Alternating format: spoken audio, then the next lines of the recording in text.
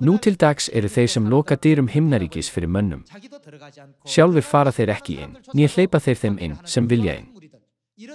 Jesús spáði að slíkt fólk myndi örugglega koma fram á síðustu dögum. Það eru margir trúarleiðtogar sem segjast trúa á Guð en gera stöðugt hluti sem eru gegn orði Guðs. Við getum auðveldlega fundið slíkt fólk nálægt okkur.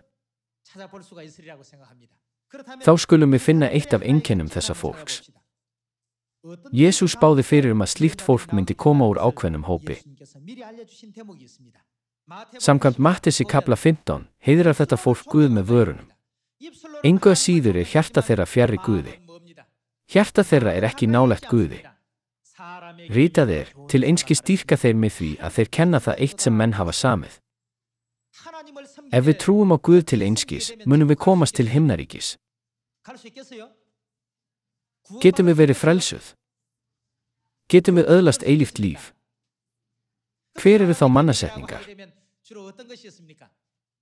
Boðorð Guðs er hvíldardagurinn, en hvaða mannasetningar ganga gegn boðorði Guðs? Það er sunnudagshelgun. Þetta er mannasetning sem ekki er að finna í Biblíunni. Þetta er mannleg regla sem er líka staðall manna. Þetta er ekki regla sem inniheldur loforð Guðs hjálpræði, hún er ekki frá Guði. Þess konar boðorð kallast mannasetningar. Þetta er stofnun sem menn hafa skapað.